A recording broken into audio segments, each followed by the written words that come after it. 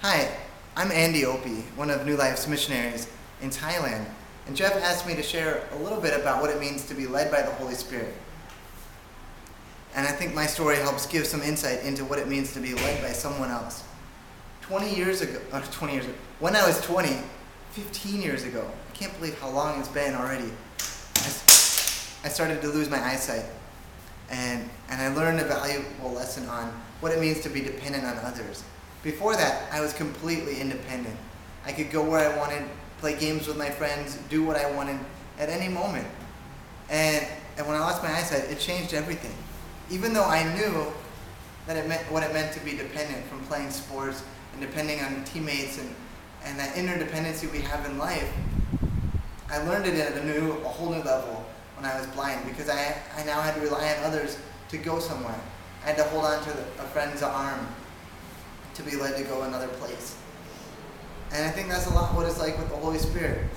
As I learned how to use my cane to get places, that just feeling step by step where I'm going is what it's like with God, that you're just feeling your way step by step as He leads you one step along the way. We don't see far in advance where God's leading us to, where the Holy Spirit's drawing us to, but every step we take gets us closer to where God's leading us.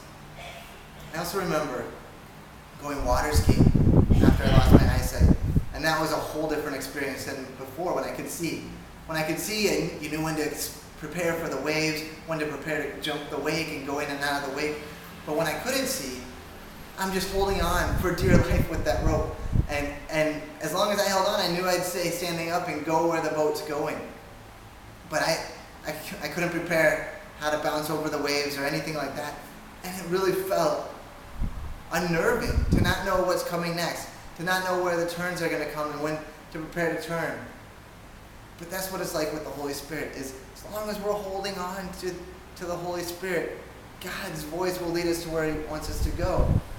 And we may not know what bumps and obstacles and turns will come, but as long as we're holding on, we'll get to the place God's leading us to. Yeah, it feels unnerving. I think a lot of times it feels unnerving when we're following God. Is He really telling me to go to this place? Did He really call me to go to Thailand? Those are unnerving things when you leave places of comfort. But when we know how to hold on to the Holy Spirit and be led by His voice, we get an inner peace. And that's what it's like holding onto that rope. I know I'm going to go somewhere where I'm supposed to go. And that's the inner peace we get when we're holding on to the Holy Spirit. And I just know there's those times where we hear God speak, where I'm walking along just in my daily life and having that inner conversation with God, and I hear Him say, I want you to stay in Thailand longer. I want you here for a season, for a longer period of time. And I know that's God, and I can hold on to that, and that's what helps me get through the obstacles and the difficulties of life, is that we have the voice of God to hold on to, be led by the Spirit. It changes everything. It's not up to me, but it's up to God to make the path.